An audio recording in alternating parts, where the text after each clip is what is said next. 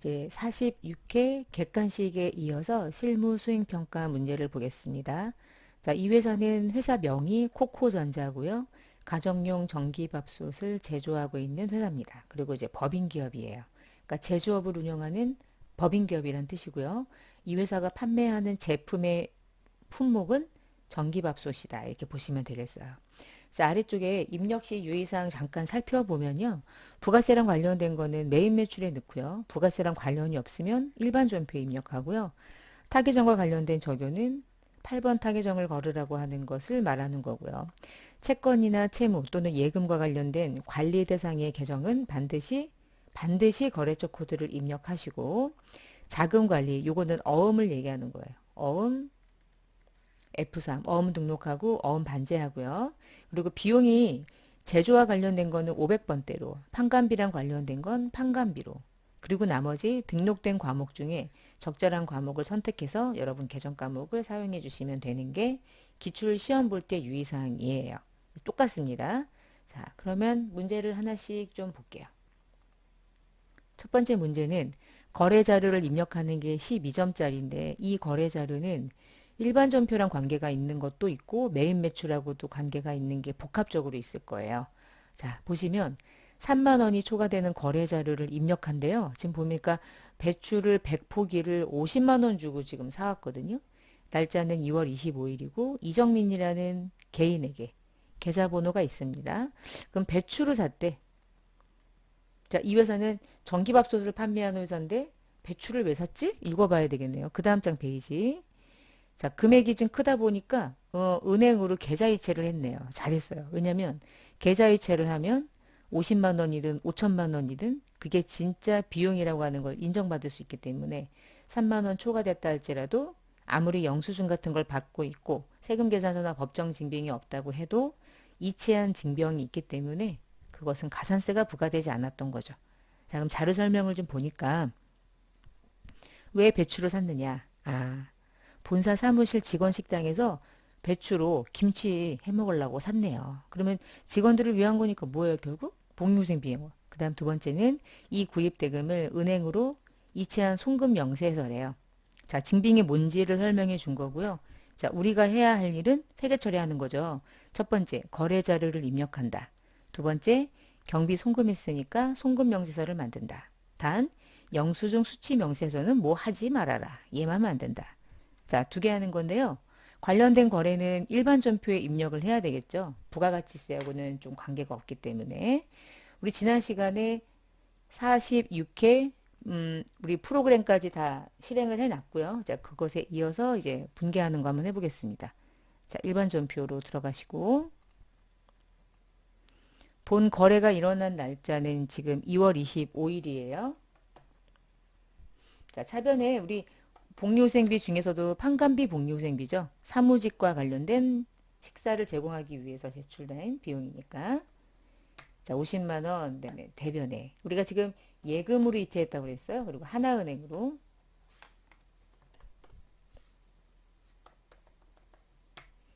자, 이건 메인 매출이 아니라 일반 전표로. 두 번째는 이게 일반 전표로 회계 처리가 된 이후에 비용이라는 계정 과목에 50만 원이 들어갔다는 얘기는 얘를 뒷받침할 수 있는 게 필요한데 이걸 뒷받침할 수 있는 건 경비를 송금했다는 명세서였던 거예요. 자, 경비 등 송금 명세서. 아이고 이거 2021년도 0225. 그다음에 상대방의 이름을 상대방의 인적사항을 입력하는 거예요. 이 아래쪽에 그 영수증에 입금자명 있었죠. 상대방은 개인 농사를 짓는 이정민이었고요. 그대로 그냥 이정민이죠. 사업자가 아니니까. 대신 저 사업자 아니고 주민번호가 있었어요. 거래 내역은 그냥 뭐 배추 산 거죠. 거래 금액은 50이고요. 자, 송금일자는 2021년도 0225.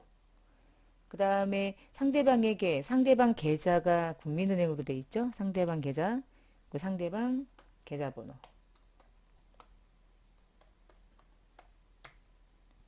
자, 이렇게 해서 경비 송금 명세서를 만들면 이것이 뒷받침되기 때문에 복리후생비라는 비용이 50만 원이든 500만 원이든 비용으로 인정받는 것에 대해서 전혀 문제가 없어지는 거예요. 자, 이렇게 문제를 풀었습니다. 저장하시고요. 자, 방금 전에 하신 문제 점수 3점짜리였어요. 자, 그럼 두 번째 문제로 가볼게요. 와, 어음을 받은 거래가 지금 이게 어음이 전자어음이요. 지금 전자어음. 우리가 대부분은 이제 뭐 예전에야 뭐 종이어음으로 노란색으로 주고받지만 지금은 인터넷상으로 우리은행이네요. 받을 어음을 어떻게 주고받았는지 상세 내역이 지금 나와 있어요. 자, 어음의 정보를 보니까요. 전자어음이고요. 그리고 금액은 550만 원이고요. 유통 중이고요. 발행일자는 3월 25일이고 만기가 되겠죠. 지급일자가 6월 25일이고요. 전자어음 발행지 그리고 이제 은행 있습니다. 발행인에 대한 정보는 유니전자. 받은 사람은 나인 거죠. 지금 우리는 코코전자가 얘로부터 어음을 받은 거예요. 네. 자, 아래쪽으로 조금 더 내려가서 자, 누가 받았니? 코코전자가 받았다. 자, 사고는 없다. 자, 3월 25일자 유니전자의 제품을 매상으로 받아야 될 제품 팔고 매상으로 대금받을 550을 오늘 약속어음으로 받았대요. 첫 번째, 거래 자료를 입력하고요. 두 번째, 자금 관련된 정보를 받을 어음 현황에 입력하래요. 분개하고 F3 눌러서 어음 관리를 하라는 뜻입니다. 자, 그럼 3월 25일자 일반 전표 들어갈게요. 이미 매상 매출금이 있어요. 그쵸? 그 대가를 어음으로 받은 거죠. 금액은 550이고요. 이걸 어음으로 받은 거죠. 코드 걸어주시고 자, 두 번째는 이 어음을 어떻게 만기가 뭐며 어음 번호가 뭔지 이런 것들에 대한 정보를 다양하게 정확하게 입력하기 위해서 자, 받을 어음에다가 커서를 놓으시고 F3 그럼 아래쪽 하단 부분에 이제 어음 등록할 수 있는 메뉴가 뜹니다. 제가 지금 화면을 더 이상은 제가 좀 이렇게 조정할 수가 없네요. 사이즈가 딱 정해져 있어서 제가 이제 페이지를 보고 저도 페이퍼를 보면서 입력하게 할게요. 자, 전자 바꿔주시고요. 전자 어음 번호 있었죠? 어음 번호 입력하시면 돼요.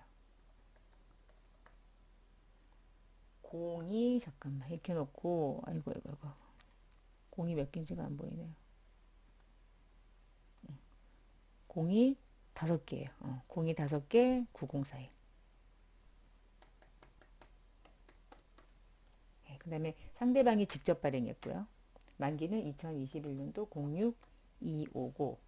은행은 하나 은행이었고요. 지점이 써 있었나? 서초남. 자, 어음받은 상태 등록한 거죠. 요즘에 전자어음이 이런 형태로 이제 실제로 실무적인 부분으로 나올 수도 있으니까 꼭 노란색에 우리가 알고 있던 노란색에 실질적으로 페이퍼로 되어 있는 어음을 전자어음이라고 찍히지 않는 상태로도 나올 수 있다는 것도 또 문제 풀면서 아, 이럴 수도 있겠구나 참고하시면 좋겠고요. 자, 그 다음에 또 그 다음 페이지 가서 계약금을 지급하는 3점짜리 문제. 지금 보니까 전자세금 계산서를 보시면 언제나 내가 어디에 있는지를 보셔야 돼. 나는 코코야. 나는 공급받는 자래. 그럼 나는 이게 나에게는 결국은 매입과 관련된 세금 계산서로 신고 들어갈 거고 한영건설이 발행했으니까 얘 매출 자료가 되겠죠. 지금 공장 신축 계약금이었구나. 아, 공장을 새로 짓기 위해서 계약금을 내가 얘에게 주고 세금 계산서를 받았다 이런 뜻인 거네요. 자, 우리는 지금 파란 색깔이니까 내가 공급받는 자 입장이고요. 아래쪽 보니까 2억 2천이나 되어 부가세까지 포함해서 그리고 보통예금 하나은행으로 2억 2천이 다 나갔네요. 한영건설에게. 차재진 금액이니까 바로 예금으로 이체를 했네요. 자, 그럼 문제를 읽고 이제 회계 처리해야겠죠. 한영건설에게 공장을 짓기 위해서 계약금을 주고 전자세금 계산서를 받은 거예요. 매입 맞고요. 자료 2는 계약금을 보통예금에서 하나은행으로 직접 이체를 했대요. 자, 거래 자료를 입력하고요. 세금 계산서는 전자니까 전자 입력을 입력하래요. 그럼 이 거래는 일반 전표일까요? 매입 매출 전표일까요? 당연히 매입 매출 전표가 되는 거죠. 그래서 전표를 내가 잘 선택하면서 입력을 잘 왔다 갔다 해주셔야 될 것 같아요. 자, 그러면 매입 매출로 열어봅시다. 날짜는 4월 10일이네요. 이렇게 열면 될 것 같아요. 됐습니다. 자, 거래 유형은 뭐 기본 매입 유형이네요. 과세 매입. 그다음에 공장을 신축하기 위해서 지급한 계약금 2억에 10% 2천. 상대방은 한영건설 전자입력 찍어주고 분계는 일단 혼합. 자, 그리고 보니까 지금 여러분 건물이 지어진 건 아니고요. 건물을 짓는 과정에 2차 계약금, 3차 계약금 또는 뭐 최초 계약금. 그러면 건물 짓기 전까지는 무슨 이름으로 우리가 걸을까요? 그쵸. 건설 중인 자산이라는 나중에 건물이 되기 직전까지 임시 계정인 유형 자산, 건설 중인 자산. 계속 건설 중인 자산 나올 수 있는 게 이런 경우.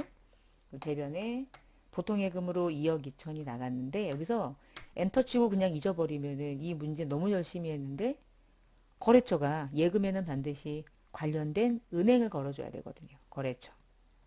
하나은행 걸어주셔야 되는데 한영건설은 자동으로 걸리기 때문에 그냥 그대로 두시고 바꿔야 할 예적금에만 계정 과목으로 정확한 그 계정 과목에 합당한 거래처로 바꿔주시면 되겠습니다. 자, 어렵지 않죠? 3점짜리 풀어봤어요. 자, 그러면 그 다음 문제 가볼게요. 3점짜리 대손해 발생이네요. 자, 보니까 코코전자가 빨간색이에요. 내가 매출이란 뜻이죠. 그리고 3월 2일이었대. 정기보험밥솥이 찍혀 있어. 제품 팔았다는 뜻이죠. 보험밥솥이 우리한테 제품이니까. 자, 문제를 보니까 제품을 오투전자에게 납품하고 발급했던 세금 계산서래요. 단 매출 시 분계는 적절하게 되어 있대요. 한번 볼까요? 3월 2일에 분계되어 있나? 돼 있네요. 3월 2일에 매출 잡고요. 외상 매출금으로 231만 원이 잡혀 있네요. 자, 근데 왜 이게 나왔지? 2달 뒤 5월 2일에 오토전자가 파산이 확정돼서 매출채권 전액만 전액 전체를 회수가 불가능한 상황에 이르러서 대손 처리할 거래요. 대손에 대한 거래를 입력하래요. 단 회수불능 확정 채권에 대한 부분만 회계 처리를 하고 대손세 공제랑 관련된 건 하지 말래요. 우리 대손이 나왔을 때 대손 처리도 하지만 그 안에 있으면은 요거 억울하다. 그래서 대손세 공제받는 경우도 많다. 부가세 때 했는데 이 경우는 그건 하지 말래. 그냥 대손 처리하는 것만 분개하래요. 자, 그러면 요거 대손 처리하려면 우리 뭐 해야 되냐면 외상매출금의 대손 처리를 하려면 충당금 얼마가 있는지 확인해야 되잖아요. 그쵸? 그러니까 이날 5월 2일자로 들어가서 외상매출금 밑에 충당금 얼마 있는지 꼭 확인해 주셔야 돼. 다른 충당금을 쓰면 안 되죠. 그러니까 얘랑 관계에 있는 충당금은 얘고요. 얘는 아니고 잔액을 봐야 돼, 잔액. 합계와 잔액이 다를 수 있어서 무조건 잔액입니다. 쓸 수 있는 건 200 있어요. 자, 200 있고 우리가 지금 처리해야 될 금액은 231만 원이었어. 자, 해봅시다. 날짜가 대손이 확정된 날짜 5월 2일자. 일반 전표로 가는 거죠. 다 대변에 외상 매출금 오투전자 일단은 231만 원 전액을 반제하시고 외상 매출금의 충당금은 조회 안 해도 109번이죠. 아까 얼마 있었죠? 200 있었죠.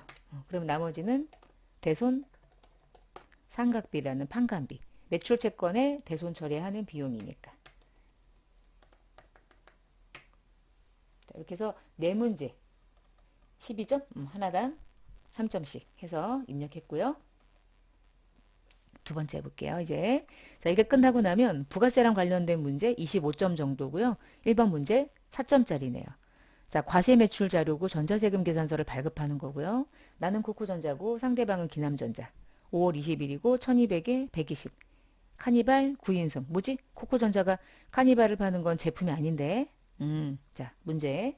카니발이라고 하는 9인승 차를 기남전자에게 매각하고 발행한 그 거래 명세서래요. 돈은 다음 달에 받는데요. 그러면 외상이긴 한데 매출이 아닌 채권이니까 미수금 걸어줘야 되는 것도 머릿속에 생각하고요. 자, 우리가 해야 될 일은 3개나 있네요. 팔았대. 그치? 이 카니발은 우리 회사에서 차량 문방구라는 유형자산이겠네요. 자, 팔았으니까 고정자산 등록에 가서 전체 양도일자랑 회사 계상 상각비를 수정하래요. 왜? 단기 양도일까지 감가상각은 고려하지 않을 거래. 우리는 전년도까지 감가한 것만 가지고 분계를 하겠다. 이런 뜻이고요. 두 번째, 매일 매출에 넣고요. 전자세금 계산서 발급하고 전송까지 하는 거 동시에 해주래요. 자, 그럼 할게요. 첫 번째, 고정자산 등록에 가서 이 차가 얼마짜리였고 얼마의 누계액이 있는지 봐야 되겠네요. 차량 운반구고 쭉 들어가요. 자, 카니발. 지금 우리 언제 처분했냐면 5월 20일에 지금 처분했어요. 자, 그럼 가시고요. 여기 저 보시면은 원래 취득원가가 2,300이란 뜻이에요. 전년도까지 누계액이 920이에요. 근데 양도일자가 들어가면 이거가 만약에 이번 연도 12월까지 전액을 썼으면 원래 하는 대로 1년 동안 460만 원 감가를 해야 되는데 올해 사용한 기간 동안에 감가는 안 한대요. 여기다가 요거 넣어야 되죠? 자, 넣으면 요게 좀 달라집니다. 요 금액이 5개월분으로 상각비가 달라질 거예요. 요 금액이. 일단 찍어볼게요. 0520 하는 순간 12개월이 5개월로 바뀌면서 5개월치 감가상각비가 계산돼야 되는 거 아니야? 라고 해서 금액이 이렇게 반영돼요. 근데 이거 안 한다 그랬죠? 자, 안 하니까 어떻게 가냐면 커서를 사용자 수에 갖다 놓으시고 이 금액을 지우시면 돼요. 그러니까 올해 나온 감가까지는 아예 안 해. 이 뜻인 거죠. 자, 여기까지가 첫 번째. 두 번째. 자, 관련된 데이터를 가지고 이제 회계 처리할 때 어떻게 하냐면 회계 처리는 잠깐 이렇게 해서 차량 운반고의 원가는 2,300이고요. 요 누계액은 전년도 감가상각 누계액을 쓰겠다는 얘기죠. 그럼 여러분 이 차는 1,380만 원 이상을 받아야 이익인 거예요. 근데 지금 얼마에 처분했는지 봅시다. 이 차는 1,200에 처분했어요. 부가세는 받아도 내 돈이 아닌 거니까. 그러면 어쨌거나 이 거래는 손실이 날 수밖에 없겠네요. 그렇죠? 그래서 장부가액하고 해당되는 금액하고 자, 일단 어딘가에다가 조금 적어 놓으시고 차량 운반구 여기다가 적어 놔야겠다. 좀 이따가 화면 바꿔야 되니까.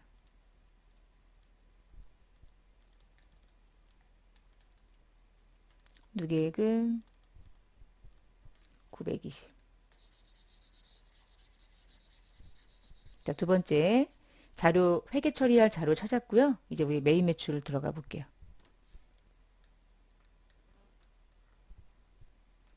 자, 메인 매출 어디 갔어요? 메인 매출 5월 20일자. 자, 11번 과세 매출이죠. 그 다음에 카니발 매각 뭐 이런 식으로 쓰시면 되고 공급가액이 지금 1200에 부가세 120. 그 다음에 거래처는 기남전자. 전자를 발행할 거예요. 발행할 때는 거시면 안 되고요. 분계는 혼합으로 걸어주시고 자, 분계를 한번 하나씩 넣어봅시다. 자, 첫 번째 해야 될 거는 대변의 차량 운반구가 매각된 것만큼 취득 원가만큼 감소. 동시에 차량 운반구에 걸려있던 감가상각 누계액도 제거. 그리고 차변에 나중에 받을 돈은 1320인 거죠. 1320인 거죠. 자, 그럼 차변에 지금 180만 원이 떠요. 180만 원. 자, 180만 원이 뜨는 이유는 2,300짜리를 920만 원까지 썼단 말이에요. 그러면 현재 남아있는 장부가액은 1380인데 실제로 매각한 거는 1200이잖아. 그럼 이 금액과 이 금액의 차이가 얼마예요? 요거죠. 요게 손실인 거죠. 부가세를 이것까지 포함하면 안 돼. 왜냐면 부가세는 부채야, 부채. 별도의 부채. 그냥 받아서 신고 납부하는 거지. 이걸 내가 받았다고 내가 벌어들인 돈이 아닌 거예요. 나중에 받을 돈에 불과한 것 뿐이지. 그래서 차변에 딱 뜨는 이유는 딱 맞춰서 우리가 지금 회계 처리한 거죠. 유형자산 처분손실로 180만 원 이렇게 잡으시면 되겠어요. 자, 그 다음에 세 번째 할 일, 5월 20일에 요건으로 세금계산서를 발행해야 되겠다. 전자세금계산서까지 발행하는 거예요. 자, 들어가서 선택하고 전자발행 누르고 확인 맞죠? 자, 발행하시고 발행하신 다음에 여기 아카데미 전자 버튼 로그인 하고요. 그냥 바로 매출 조회하시면 해당 날짜에 아직 미전송한 상태가 뜨죠. 여기서 발행 버튼이라는 걸 누르면 전송 성공. 이게 전송했다는 뜻입니다. 자, 그러면 가볼까요? 메인 매출표 입력해서 다시 그 날짜를 조회하면 여기다가 전자발행이라는 메시지를 가져오죠. 그래서 정확하게 발행됐음을 알게 되는 거죠. 자, 됐습니다. 그러면 이제 그 다음 문제 가볼게요. 다음 문제 두 번째. 수정세금 계산서를 발행하는 문제고요. 코코전자가 하이전자에게 밥솥을 6월 13일에 400에 사씩 팔았었는데 자, 6월 13일에 하이전자에게 제품을 팔았는데 6월 15일 날 이틀 뒤에 납품된 제품의 불량이 발견돼서 전량 회수되고 수정전자세금 계산서를 발행했대요. 어우, 완전히 전액다. 취소. 반품이네요. 그쵸? 수정사유를 선택해서 환입에 따른 수정세금 계산서를 발급하고요. 회계 처리할 때는 음수로 처리하고 발급 시 뭐 결제 내역이나 전송일자는 무시한다. 그냥 바로 전송 누른다. 이거래도 전자세금 계산서로 직접 발행하는 건데요. 자, 이런 형식의 문제는 어떻게 한다고 그랬냐면 기존의 세금 계산서 날짜를 먼저 찾아간다고 그랬어요. 찾아가서 이 날짜의 세금 계산서에 수정이 되는 거야. 자, 선택하시고 상단 부분에 수정세금 계산서. 자, 이 경우 수정세금 계산서의 사유는 뭐예요? 이거죠, 환입. 반품에 대한 문제. 자, 환입 버튼 누르고 들어가요. 자, 환입은 환입된 날짜에 취소하는 거라고 그랬죠. 그러니까 환입된 날짜가 지금 15일인 거예요. 그쵸? 그리고 마이너스 10개를 전액을 취소하시면 되겠네요. 부분이면 부분 취소, 전액이면 전액 취소. 그리고 확인. 그러면 15일자에 발행은 됐어. 근데 이거를 직접 발행까지 또 돌려야 돼. 방금 전에 전자세금 계산서 발행했던 것과 동일하게. 그리고 아래쪽에 보면 외상매출금 차변의 마이너스, 매출 마이너스, 부가세 마이너스, 마이너스로 분계됐죠? 자, 마이너스로 분계하라 그랬죠, 지금. 음수로 처리하라고. 분계는 손댈 게 없습니다. 자, 전자세금 계산서 발행할게요. 6월 15일자, 6월 15일자 쭉 들어가시고 그냥 빛의 속도로 하겠습니다. 누르고 전자 발행. 발행. 오케이. 전자 로그인 매출 조회 발행 전송 끝. 전송 성공 떴으면 확인. 한 번만 가서 확인. 메인 매출 들어가서 조회했더니 전자 발행 뜨네요. 그러면 해결. 금방 끝나죠? 빛의 속도로 하세요. 천천히 해봤자 이거 뭐 너무 쉬운 문제들이니까. 3번. 매입세액 불공제 내역과 관련된 내용이네요. 부가가치세 신고 작성하는 문제고요. 첫 번째 문제 보시면 공급가액이 7월부터 9월까지 해서 과세가 이거 지금 겸용사업자네요. 그쵸? 겸용사업자. 두 번째, 원재료를 매입했는데 그걸 안 분해야 된대. 과세에도 쓰이고 면세에도 쓰인다는 뜻인 거죠. 그럼 여러분 여기서 요 금액, 요 매입세액에 숨어있는 요거 매입세액은 과세에도 쓰이고 면세에도 쓰인다는 얘기죠. 자, 요런 매입세액을 우리는 공통매입세액이라고 한다고 그랬죠. 안분하는 거죠, 지금. 공통매입세액, 안분 계산하는 문제예요. 자, 읽어볼게요. 맞는 무슨 말인지. 과세랑 면세를 겸용한다. 자료 1은 2기 예정기간의 공급가액이다. 공급가액은 매출액. 자료 2는 2기 예정기간 동안 과세, 면세 공통으로 사용하기 위해서 매입한 원재료 매입이다. 됐어요. 평가문제 1. 자료 2의 거래 자료를 입력하시오. 입력할 땐 과세 매입으로 선택해서 입력하시오. 전액 다 공제가 되는 것으로 일단 입력하고 가겠다 이런 뜻이죠. 자, 8월 7일자로 들어가시고 우리가 그때 입력할 때 처음부터 공제가 안 되는 것으로 할 수도 있다 그랬어요. 근데 얘는 공제를 받는 걸로 가겠는 거죠. 자, 51번으로 걸어 주시고요. 원재료라고 쓸게요. 1000개 3,750만 원에 거래처 걸어주시고 그 다음에 거래처가 레인 정밀이었죠. 전자는 얘는 입력을 찍고요. 분계는 전액 다 외상이었기 때문에 그냥 외상 거셔도 되겠네요. 원재료니까. 원재료면 외상 매입금 사용해도 큰 문제 없죠. 주된 매입 채무니까. 자, 여기까지가 첫 번째. 그러면 중요한 건 얘네 회사는 이 매입세액을 전액 다 일단 공제받은 상태로 가는 거죠. 요 금액을. 그래서 지금 분계된 거 보면 차변에 3,750만 원 다 잡았고요. 부가세 매입세액으로 지금 375만 원을 다 인식을 해 둔 상태인 거예요. 자, 두 번째 할 일. 2기 예정 기간 동안에 매입세액 불공제 내역서 중에서 안분 계산을 만들어서 부가세 신고서에 반영하래요. 공급가액 기준으로 계산하래요. 공급가액 요거죠. 자, 매입세액 불공제 내역서 열어볼게요. 매입세액 불공제. 우리 부가세 신고서 중에 매입세액 불공제 내역서 여기 있습니다. 지금 여러분 7월부터 9월이거든요. 예정이죠. 하나, 둘, 셋, 넷 중에 정산은 확정 때만, 재계산도 확정 때만, 얘는 예정 때만 얘는 전액 불공일 때. 지금은 전액 불공은 아니죠. 공통매입세액에 대한 안분이 예정때 쓰는 거죠. 자, 첫 번째. 계산식에서 FE 띄우면 공급가액 기준으로 안분한다고 그랬죠? 1번 산식 쓰시고요. 그 다음에 구분을 입력을 안 한다고 그랬으니까 넘어가시고. 지금 공통으로 매입한 원재료의 가액은 3,750만 원에 375만 원이고, 그 다음 나는 무슨 금액으로 안분할 거냐? 매출액을 가지고 안분할 거다. 공급가액으로. 그런데 공급가액은 프로그램이 지금 끌고 왔어. 전체 공급가액은 3억 4천. 근데 그 중에 면세가 차지하고 있는 금액은 9천. 다 넘어왔죠? 그러면 산식이 들어가면 이렇게 들어갔다는 뜻이네. 375만 원 중에 3억 4천 전체 금액 중에 9천만 원이 차지하고 있는 금액만큼은 공제 안 돼. 그게 불공이야. 그게 999 아니 992 647이 나왔네요. 그럼 이건가? 375만 원 전액 공제가 되는 건 줄 알았는데 이 중에 얘는 불공이란 얘기죠. 그럼 얘는 다시 매입세액에서 까야 되겠네. 까겠습니다. 자, 까시죠. 잠깐요. 그럼 요거는 지우고요. 됐어. 이제 알았어. 산식까지 다 나왔고. 저장하고 나갈게요. 저장하시고 신고서 넘어갔는지 확인하시고요. 자, 부가세 신고서 7월부터 9월. 자, 불공제니까 여기 있을 거예요. 불공제. 여기 매입세 공제가 안 되는 더블 클릭 992 647 지금 붙었죠? 그러면 이번에 5,800만 원 정도를 매입세 공제 받으려다가 90 얼마를 공제를 못 받으니까 5,700만 원만 매입세 공제가 되는 걸로 간다는 얘기죠. 나갈 건데요. 나갈 때 저장할 거냐? 그러면 시험 문제니까 저장해 주시면 돼요. 자, 그럼 이제 세 번째 할 일.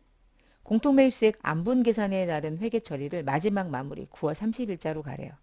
요거는 매입 매출 입력이 아니라 요 금액 99만 2,647원에 대한 회계 처리를 하라는 거거든요. 요거는 일반 전표로 들어가서 9월 30일자로. 그러면 매입세 공제가 안 되네요. 그럼 매입세 죽어야 되겠네요. 그죠? 대변에. 매입세 992, 647만큼 제거하고요. 그 금액만큼 공제가 안 되면 원래 원가인 원재료로 붙는 거죠. 뭐. 원재료 증가. 이렇게. 이게 이제 전반적인 입력 방식입니다. 전체 구조. 자, 그 다음에 4번 문제 볼게요. 신용카드 매출정보 발행집계표 9점짜리고요. 매우 쉬워요. 자, 1번 과세 매출과 관련된 세금 계산서가 있는데 신용카드가 또 있어. 잠깐 이렇게 줄일게요. 그럼 지금 세금 계산서도 있고 동일한 금액이 신용카드도 있어요. 그러면 얘가 처음에 발행이 되고 이 신용카드는 결제를 받은 것에 불과한 거지 이 신용카드로 매출 신고하는 건 아니라고 그랬죠. 근데 두 장이 발행됐기 때문에 이게 두 장이라고 하는 걸 신고도 해야 된다고 그랬죠. 자, 그때 하는 방식이 분계 유형에서 했던 거예요. 자, 이 문제 풀려면 매입 매출 입력을 해야 되죠. 잠깐 다시 그 다음 거. 코코전자가 이번에는 면세 매출한 자료 100만 원짜리 한 장 있고요. 현금 영수증으로 과세 매출 일어난 진빙 한 장 있네요. 자, 문제 볼게요. 본 문제에 대해서 과세랑 면세를 같이 한다고 보고 첫 번째 자료 요거. 요 자료는 바다실업의 제품을 팔고 전자세금 계산서를 발급한 후에 결제할 때 받은 발급한 신용카드고요. 두 번째는 개인 정지우에게 면세 제품 판 거고 세 번째는 개인 구상준에게 과세 제품 팔고 발급한 거래요. 자, 평가 문제 1번. 자료 1, 2, 3의 거래를 매입 매출에 입력하고 전자세금 계산서 입력할 때는 전자 입력을 찍어주래요. 그리고 그 다음에 직계표를 만드는 겁니다. 해볼게요. 자, 그러면 10월 19일자 매입 매출을 열어서요. 무조건 11번 과세라고 그랬죠? 신용카드는 이 거래로 인한 신용카드는 매출로 신고하고자 하는 신용카드의 기능을 하진 않아요. 그냥 결제를 신용카드로 바로 받아서 내 의지와 상관없이 신용카드가 발행된 것 뿐이지. 자, 그리고 다시 왼쪽 밥솥 팔았네요. 미니 밥솥 100개 9만원 900에 90. 상대방은 에이 이거 뭐 이래 바다 싫어 전자입력을 찍으라고 그랬죠? 전자입력. 그리고 분기할 때, 여기서 분기할 때 반드시 4번 해주셔야 돼. 이 4번이 어떤 기능 한다고 그때 말씀드렸냐면 세금 계산서도 있지만 신용카드가 또 있어요. 요 신용카드는 세금 계산서가 교부된 거기 때문에 이걸로 매출 신고하는 건 아닙니다. 이런 걸 알려주는 거라고 그랬죠? 자, 카드를 보니까 롯데카드밖에 없네요. 롯데카드였고요. 금액은 900에 90으로 일단 구분기재는 됐어요. 자, 확인. 자, 아래쪽에 제품 팔았고 부가세 매출세액 잡혔고 외상 매출금을 걸려뒀네요. 그쵸? 제품 매출이고 외상이니까. 그리고 외상 매출금에는 바다 실업이 아닌 롯데카드가 자동으로 걸리게 해주는 기능까지 있습니다. 자, 이게 첫 번째. 두 번째 거래 볼게요. 날짜는 11월 10일자고요. 카드인데 면세네요. 그쵸? 카면 매출 18번 쓰시면 되고요. 18번 찍으면 바로 물어보네요. 카드가 뭔지. 롯데카드입니다. 쓰시고 확인. 품명은 그냥 뭐 제품이라고 쓰겠습니다. 100만 원이 면세죠. 100만 원 면세. 거래처는 정지우. 전자는 뭐 없고요. 카드 걸 했으니까 카드로 걸어주시면 이때는 중복 발행은 아니고 카드인데 무슨 카드인지 그냥 걸으려고. 제품 팔고 외상 매출금. 손댈 거 없죠? 그리고 외상 매출금에는 롯데카드도 걸렸으니까 이것도 더 이상 손댈 거 없고. 완성. 두 번째. 두 번째 날짜 12월 5일. 현금 영수증 과세 매출이면 22번을 걸어주시고 합계 금액은 22만 원이고요. 전액을 넣으면 구분된다고 그랬죠? 상대방 이름은 구상준. 전자는 아닐 거고. 이건 현금으로 거래했으니까 현금이라는 분기의 유형을 쓰셔도 아래쪽에 제품 매출과 부가세 수금이 걸리면서 차변에 현금이 걸려주니까 손 안 대고 문제 끝났어요. 자, 이제 두 번째 거 합니다.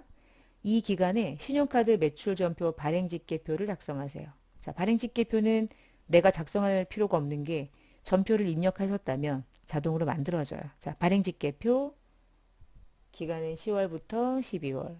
자, 불러와야죠. 데이터를 불러오겠습니까? 네. 자, 여기서 이제 중요한 숫자들이 좀 보이는데요.